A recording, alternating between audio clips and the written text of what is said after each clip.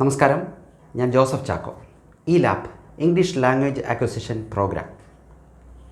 ഇംഗ്ലീഷിൻ്റെ വിവിധങ്ങളായ ടോപ്പിക്കുകൾ കൈകാര്യം ചെയ്യുന്ന ഒരു ചാനലാണിത്. ആൽഫബറ്റ്, അവയുടെ പ്രൊനൗൺസിയേഷൻ, സെൻറ്റൻസ് പാറ്റേൺസ്, വിവിധ തരത്തിലുള്ള സെൻറ്റൻസിൻ്റെ കൺസ്ട്രക്ഷൻസ്, വിവിധ grammar topical, tenses, active and passive voice, reporter speech, അങ്ങനെ വിവിധങ്ങളായ ഇംഗ്ലീഷിൻ്റെ ടോപ്പിക്കുകൾ, ഗ്രാമർ ടോപ്പിക്കുകൾ, കോൺവെർസേഷൻ പ്രാക്ടീസ്, വോക്കൽ പ്രാക്ടീസ്, അങ്ങനെ വിവിധങ്ങളായ ടോപ്പിക്കുകളിലൂടെ നമ്മുടെ ചാനൽ കടന്നു പോയിക്കൊണ്ടിരിക്കുകയായിരുന്നു. പക്ഷേ ഒരു ചെറിയ ഇടവേള നമുക്ക് ആവശ്യമായി വന്നു. കുറച്ച് നാളത്തേക്ക് നമുക്ക് ഈ ചാനലിൻ്റെ പോസ്റ്റിംഗ് ഒന്ന് നിർത്തിവെക്കേണ്ടതായിട്ട് വന്നു. പക്ഷെ നമ്മൾ വീണ്ടും സജീവമാവുകയാണ്.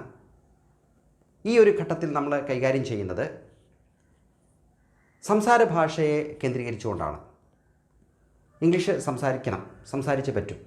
അത് അക്കാഡമിക്കായിട്ടുള്ള ആവശ്യങ്ങൾക്കായിരുന്നാലും ഉദ്യോഗാർത്ഥികൾക്ക് ഇൻ്റർവ്യൂ പോലെയുള്ള സാഹചര്യങ്ങൾ അഭിമുഖീകരിക്കേണ്ട സാഹചര്യം വരുമ്പോഴുമൊക്കെ ഇംഗ്ലീഷിനെ നമുക്ക് സ്വായത്തമാക്കിയേ പറ്റും.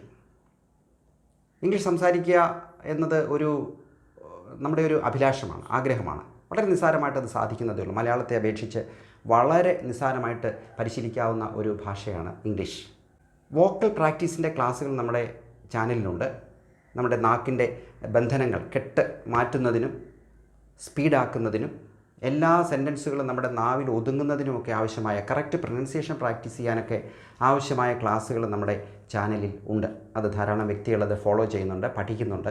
കമൻറ്റുകളിലൂടെയൊക്കെ ഞാനത് മനസ്സിലാക്കുന്നുണ്ട്.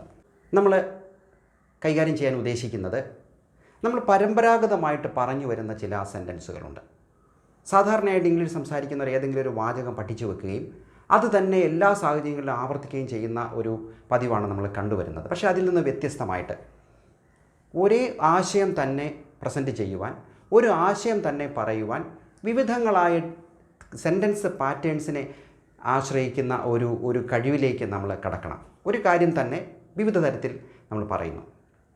ഒരു എക്സാമ്പിൾ പറഞ്ഞാൽ, മേ ഐ കം ഇൻ. നമ്മൾ നഴ്സറിയിൽ ചേർന്ന ആ കാലം മുതൽ ഇൻ്റർവ്യൂവിൻ്റെ റൂമിൽ വരെ നമ്മൾ ഉപയോഗിക്കുന്ന, ജീവിതത്തിൻ്റെ വിവിധ മേഖലകളിൽ ഉപയോഗിക്കുന്ന ഒരേ ഒരു സെൻറ്റൻസാണ് മേ ഐ കം ഇൻ.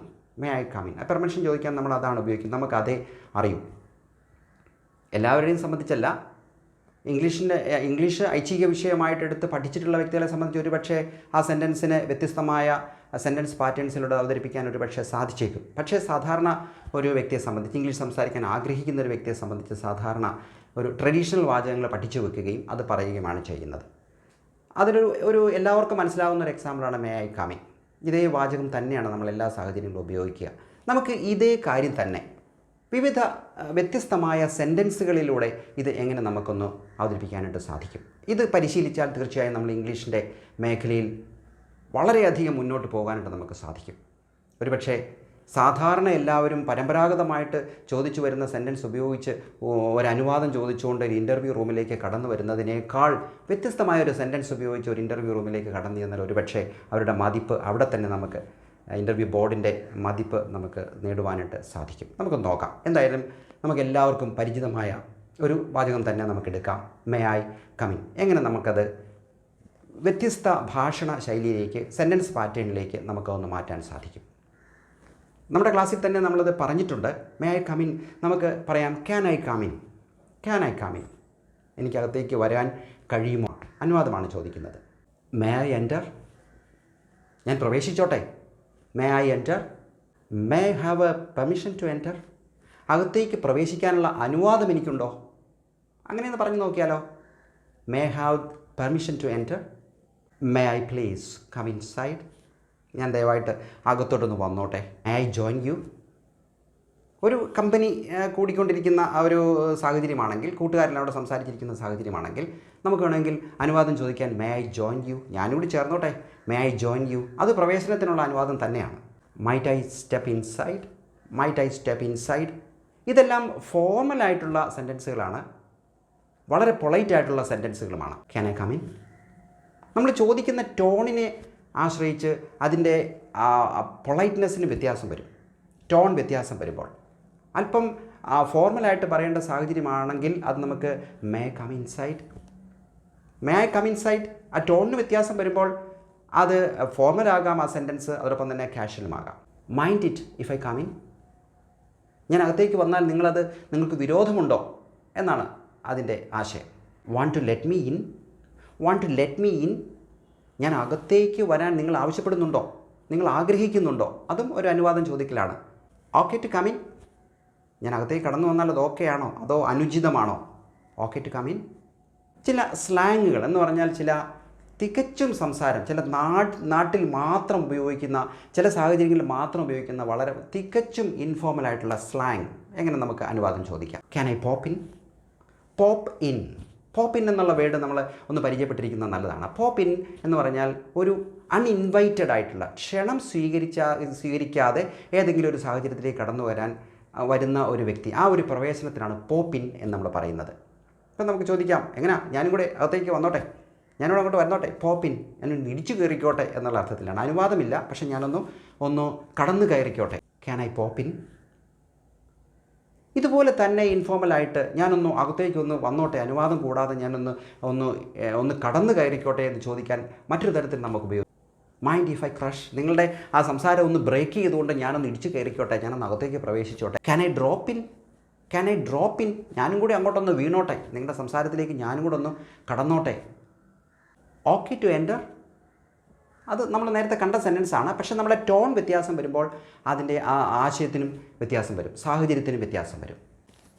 ഇനി നമുക്ക് ഹൈലി ഫോർമലായിട്ട് ഒരു ബിസിനസ് ക്ലാസ്സിൽ സംസാരിക്കത്തക്ക രീതിയിൽ നമുക്കെങ്ങനെ അനുവാദം ചോദിക്കാം? May have the pleasure of entering. അകത്തേക്കുള്ള എൻ്റെ പ്രവേശനത്തിൽ നിങ്ങളുടെ ഒരു തൃപ്തി എനിക്ക് ആസ്വദിക്കാൻ സാധിക്കുമോ എന്നൊക്കെയാണ്. മലയാളത്തിൽ അത് നമുക്കത് അങ്ങനെ പറയാൻ സാധിക്കില്ല. എങ്കിലും നമ്മൾ ഒരു ഹൈലി ഒഫീഷ്യലായിട്ട് നമുക്ക് വേണമെങ്കിൽ പറയാം, may have the pleasure of entering. Could you kindly grant me access?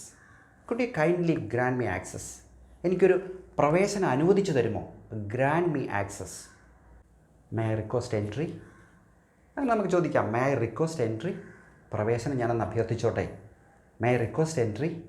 ഇനി നമുക്ക് ചോദിക്കാം, I would like to enter with your permission. I would like to enter with your permission. എനിക്ക് അകത്തേക്ക് കടന്നു വരണമെന്ന് ആഗ്രഹമുണ്ട്, പക്ഷേ ഞാൻ താങ്കളുടെ അനുവാദത്തോടെ മാത്രം കയറി വരാൻ ആഗ്രഹിക്കുന്നു. I would like to enter with your permission. ഞാൻ അകത്തേക്ക്, അതൊരു ചോദ്യമല്ല, അതൊരു സ്റ്റേറ്റ്മെൻറ്റാണത്. ഞാൻ താങ്കളുടെ അനുവാദത്തോടുകൂടി അകത്തേക്ക് കയറി വരുവാൻ ആഗ്രഹിക്കുന്നു. I would like to enter with your permission. ഇനി നമുക്ക് മറ്റൊരു തരത്തിൽ ചോദിക്കാം, might I have the privilege of entering. അകത്തേക്ക് പ്രവേശിക്കാനുള്ള ഒരു ആനുകൂല്യം എനിക്കുണ്ടോ? എനിക്കത് ആസ്വദിക്കാൻ സാധിക്കുമോ? Might I have the privilege of entering. അപ്പോൾ നമുക്ക് ഈ ക്ലാസ് നമുക്കിന്ന് വൈൻഡപ്പ് ചെയ്യാം.